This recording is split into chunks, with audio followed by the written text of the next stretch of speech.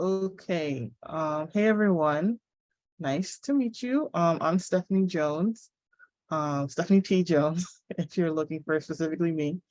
Um, I am a fifth year PhD candidate at Northwestern University in the Tilt Lab. And I'm an alumni of Villanova University's Computer and Electrical Engineering programs. So that's a bit of like my technical background that helps support the kind of work that I do. I'm also a maker, so I like to experiment on the laser cutter, 3D printer, things like that. And I like to read. So to the like foundational texts, I guess, within my body of work is Receptor Technology by Ruha Benjamin and The Education of Blacks in the South by Dr. Anderson.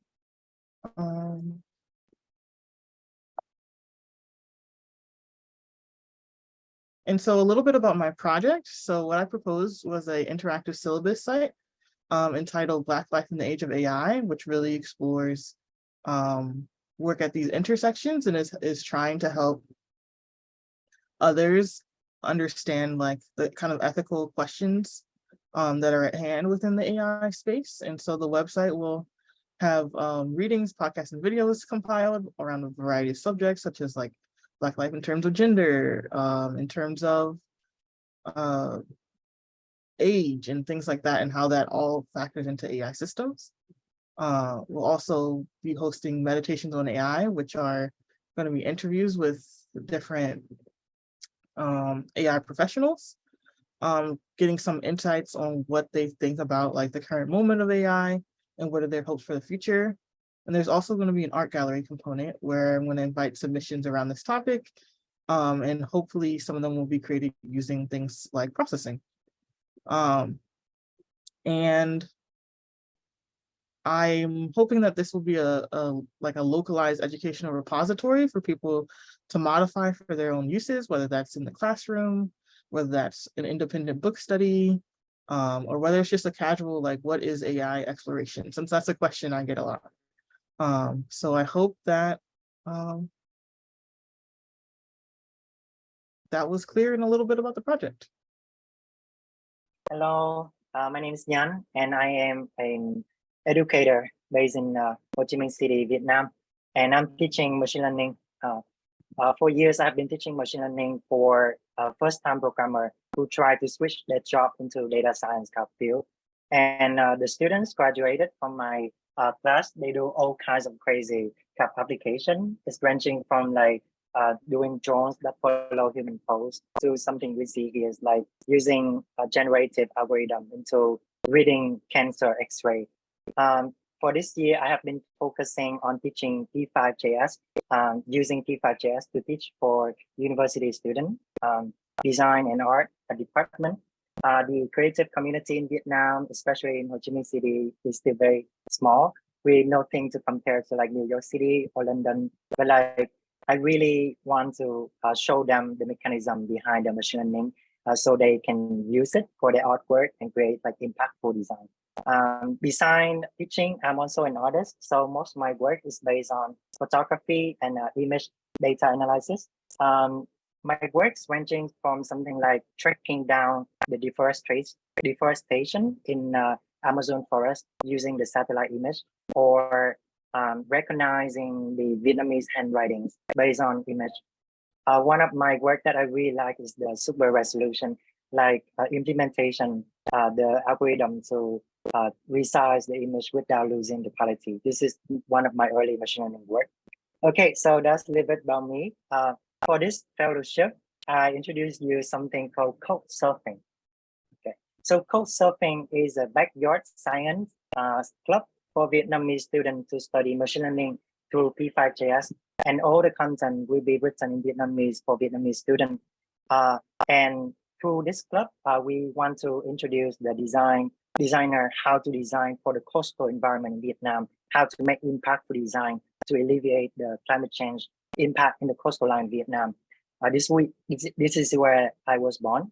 It's very beautiful, rich in nature, but recently it has suffered greatly from sea level rising and drought, and also mismatched tourism. So that's why I really want to focus this course design for the area. So how can we do it? My project will be divided into two phases. The first phase, I'm going to teach and try to create a community of P5 in Ho Chi Minh City through workshop and courses and through local university. And after that, the students will join me together to build a summer camp in Bình Thuận, which is like 4 hours away from Ho Chi Minh City. But we're going to go there and teach programming for high school students. And together, we're going to develop some design prototype to target the local area. It's so in climate change. And during the project, I'm also running on-site research and on-site interview with people at the area so that we can build some case study about the impact of climate change on the social economy of the area. And that case study will be incorporated directly into the curriculum as case studies and also serve as the reference and a little bit of foundation for the summer camp, which coming next year. So that's a really, really long-term project. So within this fellowship, I will focus on deliver and publish for free a curriculum to teach machine learning through P5JS in Vietnamese tiếng Việt. So my dream is that all the creative community in Vietnam has easy access to P5.js through programming and also the science of machine learning. So this is my project. Thank you guys so much for listening. Okay. Hi, I'm Bobby Joe Smith III. You can just say Bobby Joe. I go by he, him pronouns, and I am a graphic designer and media artist currently based out of LA. I am Black and Indigenous, and a lot of my focus looks at how to use art and design to further decolonial projects. My tribe is from Minnesota and North Dakota and South Dakota. We are the Lakota Sioux, and specifically Hunkpapa and Ohenumpa are my two particular bands. And I'll turn it over to my wonderful co-peer host fellow. Hi, everyone. I'm Nat Decker. I use they, them pronouns. I am also based in LA, Tongva land, but I'm currently in rural Wisconsin at a residency where we're participating in workshops on cooperative organizing, which has been really exciting. I am an artist working about the aesthetics and narratives of queer disability experience and creative access. I'm also an access worker and have been working with different organizations, including P5JS. And yeah, I'm so excited. It's a privilege to be in this group with everyone. Great. So we have a project that has come out of our work in collaboration with P5JS and processing that's focusing on accessibility, and something we've been thinking about and talking a lot about, and really excited to be able to further in this particular fellowship. Do you want to talk about the first part, Natalie? Yeah, so Bobby Joe and I had been meeting with this idea for a while, but our proposal is one part to formulate a new access fellowship, which is focused on the coalitionary and liberatory power of accessibility work. The proposed access fellowship would operate in tandem with other processing fellowships, but with a specific focus and alignment with the ongoing goals of promoting accessibility. Based on this plan, Access Fellows would be responsible for proposing revisions to the access statements, contributing research, and engaging with special projects that highlight unique perspectives and strategies around access. This dedicated Access Fellow would ensure the development of more ambitious and expansive access initiatives with our initial research and program development as a starting point. So obviously there's work that's also happened previously around access and this ongoing commitment with the organization, and this is a way to like create a dedicated space for that within the fellowship program. Yeah, which leads us to the second part, and really focusing on the open source nature of this. We want to create and gather research and material as a community resource and a base for the iterative contributions of future Access Fellows. So as we continue to build out this fellowship, there's going to be a lot of research that we find, some really great resources, as well as, sourcing some of the projects that have come before us and bringing them all into one place so people can access them and really think about what it means to bring accessibility to their work, as well as to processing in P5JS and their various communities. And so we propose that this repository of curated citations, syllabi, practical and technical strategies, and educational material about access will be made available on the processing and P5JS websites and linked from the access statement. So these resources can then inform ongoing revisions of the access statement, commitment, and organizational initiatives. And this is just a way also of having what it means to have access be a continued conversation with everybody that comes in. So it's not a one-time thing, but it's an iterative process. And we want to make sure that every generation that is able to think about this work is able to build off of what was there before. And then the final piece is working with Chen to create a new iteration of the P5JS Access Day, which was an exciting event and something we participated with in the previous year, and just really bringing in the new community connections we're going to make through our research and just new strategies around like technical, practical techniques, and just bringing in some new ideas. So have a little programming thrown in there too. My name is Olivia. I'm Kelly. Hi, everybody. And we are collaborating as a cybernetic opera company, which is an experimental performance group and pedagogical collective that's interested in the intersection of power, electronics, and the drama of everyday life. And for the Processing Teaching Fellowship, we are really curious to figure out like what can drama-based learning teach us about code that traditional pedagogy can't do. And so our plan for the outcome of the summer is to create what's called like a cybernetic theater company in a box, which would be a collection of performance scores, drama games, and just different types of curriculum materials for youth that they can use in order to kind of both simultaneously expand how they think about technology and also expand how they think about theater.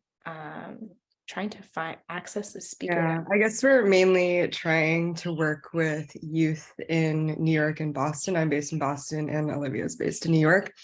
Mainly high school students, and try to like integrate this into any sort of computer science or math programs that they might already have in their schools. And also to run it sort of as like a summer camp situation.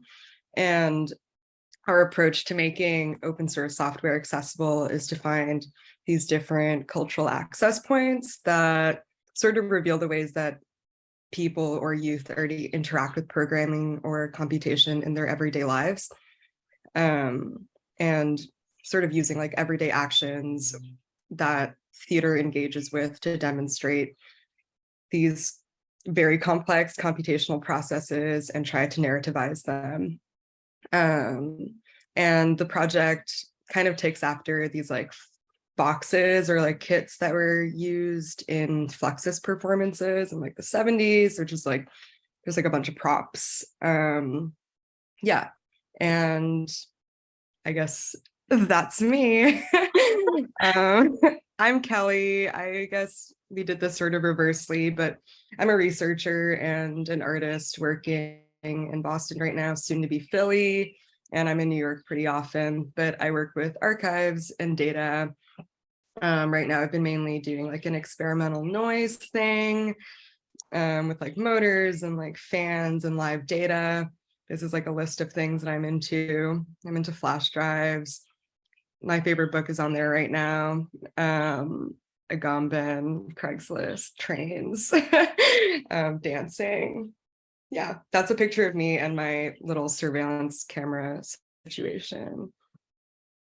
Olivia.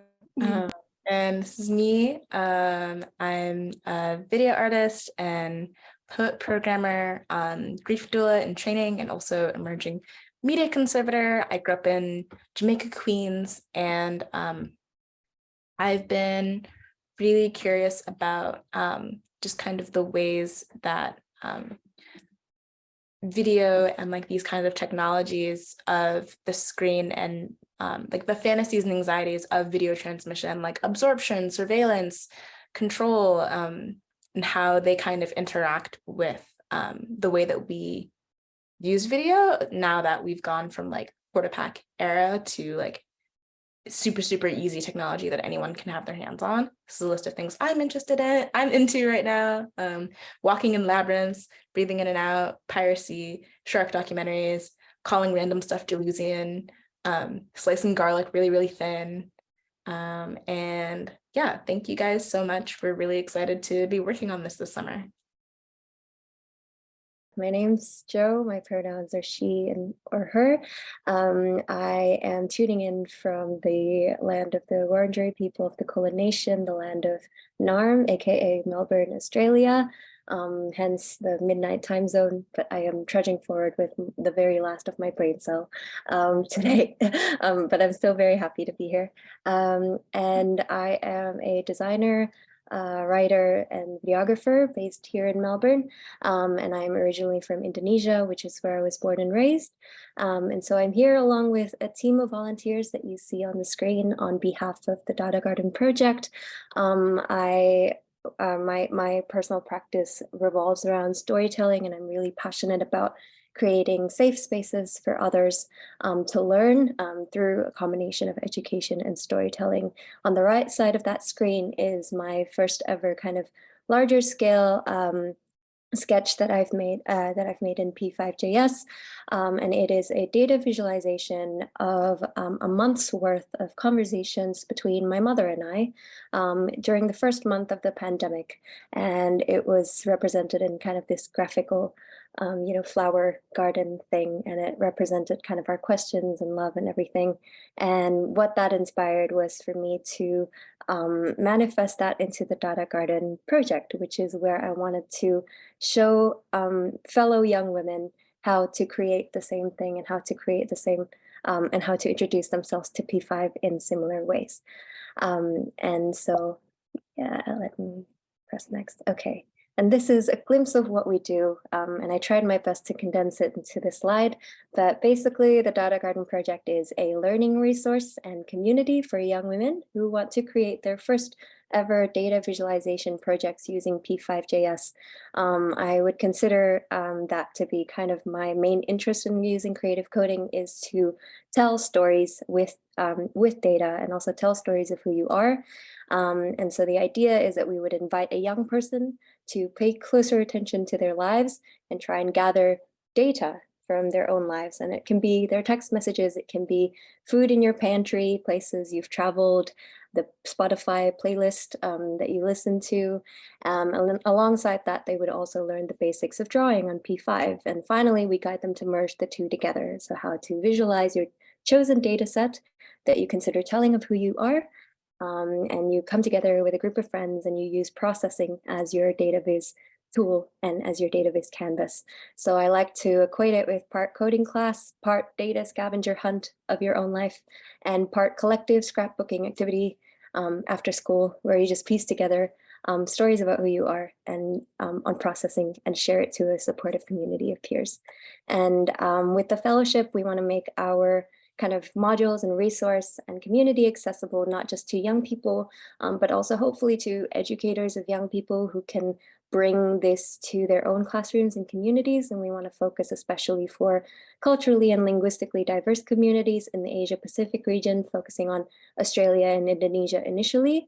My team and I ourselves are also scattered across 4 different countries and 5 different time zones ourselves. And so we work across borders and all for this kind of shared mission of making creative coding and data storytelling more playful and enjoyable, but also accessible to more girls specifically who maybe historically or societally have not been encouraged to pursue something like creative coding. And so, yeah, that's the gist of what we do. But yeah, I'm really excited to work with and meet all of you. And I'm really honored and humbled to be here. So thanks again, everyone. My name's Kendra Krueger. I use she, her pronouns. I'm calling in from New York City, Lower East Side, my childhood home. And my background is in electrical engineering. I have a bachelor's, master's degree, and also in a smattering of theater. So I'm so glad to connect with other people who are in the theater and arts world. I went to LaGuardia High School here in New York City for theater, and have dabbled in a lot of creative practices and was raised by artists. And my whole philosophy is really rooted in exploring the world through both our intuitive senses and our analytical technologies and tools. I now work at CUNY's Advanced Science Research Center, where I run youth and community programs, including a program called the Community Sensor Lab, where we build do-it-yourself environmental sensors from Arduino platforms. That right now our main modules are ones that measure air quality. So as we know right now in New York City and other places across the world, having issues with air quality. So ours measure carbon dioxide, pressure, temperature, humidity, and particulate matter. So, and it's a training program for youth and community members. So we're really trying to lower the barrier of entry into academia and have folks training in a research lab that don't have any, may not have any formal education in STEM or academia. And as a pathway into more eco-technology and creating more like workforce development programs also around eco-technology, and lots of other dabblings in things from have trained in permaculture, aka indigenous wisdom repackaged, and anti-oppression facilitation. And those are most of the things coming to my head at the moment. So I'm going to pass it off to Zahra. Hi everyone. My name is Zahra. I use they, them pronouns. I am an interdisciplinary researcher. I am also sitting in my childhood home in Vienna, Austria. I just graduated from NYU's Experimental Humanities program, and I'm interested in using the senses as tools and technologies for knowledge production. I'm very interested in feminist technoscience, and I've just finished a manuscript for a sci-fi novel that imagines what it would be like if the entire planet was in the state that current day Iraq is in, where large parts of my family are from. And over the last semester, Kendra and I have been teaching an inclusive STEM class called For Love and Science for the School for Poetic Computation. I've already seen Sai, who is part of that amazing network and platform. And there we've used the arts and humanities to tell different stories about science, different stories than the dominant science practices teach us, to move closer to both the environment and technologies. Something that has been very tangible for us was that against the backdrop of the pandemic, we've seen that isolation and anxiety have had an intense effect on how we can learn and practice and process information. And so that was the motivation for us to come back to different technologies, to come back to what we call the first technologies, our bodies and the senses, to process information, particularly in community. And by following and identifying patterns that we see on all different kinds of scales in nature and in the universe. We've been starting to work with a university in Brooklyn to build an inclusive STEM curriculum and identify barriers that are built into the disciplines as they are right now. And our goal for this fellowship is to build an inclusive STEM toolkit that is open source, that makes STEM more accessible for learners and practitioners around the globe, and that helps address the core issues of inaccessibility in today's dominant science practice, and also points to alternatives of doing science otherwise, by centering environmental practice, by offering an interdisciplinary space, by foregrounding place-based knowledge, ancestral knowledges, indigenous knowledges. Yeah, Kendra, do you have something to add to that? Yeah, in general, also we are working on creating spaces and potentially even like immersive experiences that allow us to look at information and data and processing from different modalities, like both through technology and through our bodies and intuitive senses. So I'm super excited to hear from all of you and talk more. So hi, everybody. My name is Liam Baum. I'm he, him pronouns. I am sitting here in Eastern Queens, New York City. So I wear many hats, but some of the ones that I feel are relevant to this fellowship is a teaching fellowship. So first and foremost, I'm a lifelong music maker. Guitar, saxophone, bass, drums, digital production are just some of the instruments that I have at one point or another made my livelihood from. I, very close second, am also an educator. So I am a middle school music teacher at Bell Academy, which is a public school in Bayside, Queens. I hold a dual certification in music education, and very recently was also received my certification in computer science education, which is a new program through Hunter. So right now I am actually one of only 100 people in the entire state of New York that hold that certification. So it's very exciting stuff as they are moving more towards getting people certified in that. As far as musical expression these days, I do perform live coded music under the name Mr. Baum, using the platform called Sonic Pi, Mr. Baum just being a common mispronunciation of my last name. I have done some curriculum writing for the CS for All NYC department for the P5 Sound curriculum, which is an extension to the Intro to Computational Media extension, which was developed by Luisa Pereira, a former processing fellow as well. I have also been involved in the processing community for a while now. Actually, on the left there below my headshot, I dug this up. This was the first sketch I ever did in P5, and I looked back and it was dated January of 2017. So it's just a little cassette tape because I was thinking a lot about sort of physical media at the time. But I have been leading a lot of workshops through the Creative Coding Fest, working that Saber runs and organizes, and have done quite a few of them up until this point. Last one just being this past March, we did a virtual one, and also was a presenter at the Processing Community Day, which was held in New York in 2020. So my fellowship is a teaching fellowship, which is going to be building on the pre-existing P5 sound curriculum library that was already started, the curriculum, and developed by previous teaching fellows Lila Quinones and Luisa Pereira. So most of that pre-existing curriculum is based around the sound file object, which, if you haven't used before, is how you can bring in pre-recorded audio into a P5 sketch, so like an MP3 or a WAV file, and they've done a lot of curriculum around projects that you can do with that.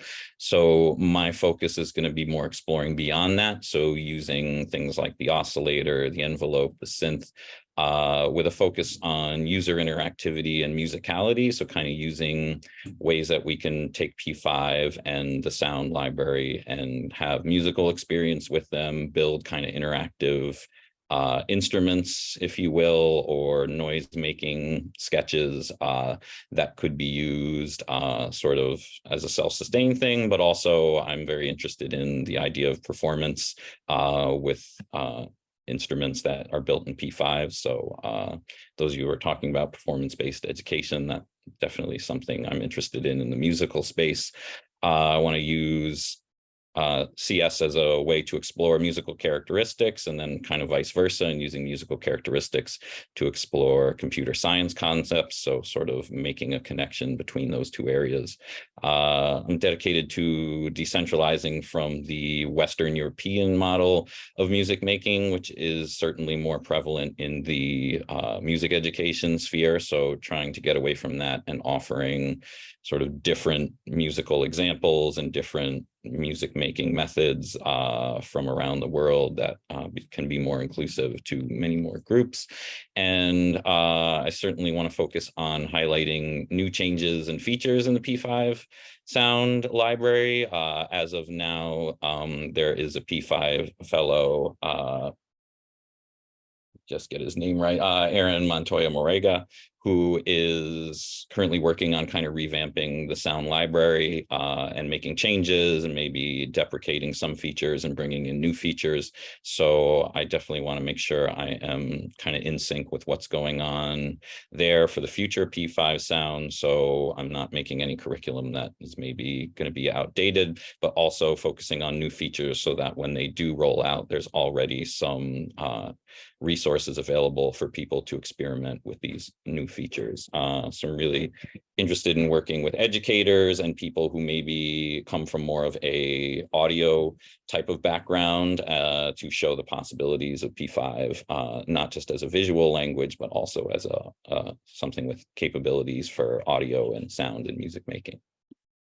Hi, y'all. My name is Zainab Aliyu. I go by Zay. I use she, her pronouns, and I'm calling in from Lenape-Hoken, otherwise known as Brooklyn, New York. I'm a Nigerian-American artist and cultural worker. I'm also a co-director of the School for Poetic Computation and the design director for the African Film Festival at Film at Lincoln Center here in New York. And my work spans across various mediums such as sculpture, video, installation, virtual environments, printed matter archives, and I'm particularly informed by anti-racist, decolonial, and feminist critiques of computation.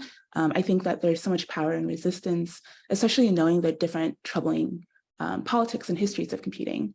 And I tend to center my familial history in my work, knowing that the trauma that's inscribed on our bodies are largely in part due to all of these systems, and knowing that if generational trauma is possible, so is generational healing. And the project that I'm going to be working on within this fellowship is called Freedom as a Durational Practice. It's a computationally generated text and sound-based ensemble that's presented in the form of a durational, nonlinear, and browser-based experimental film. And the text is composed from over 80 anthems, protests, hymns, and freedom songs across the African diaspora. And the sound is composed from a living ethnomusicological archive that I've been assembling since 2018 and will continue to assemble, of Afro-diasporic instruments across Africa and the Caribbean and the Americas.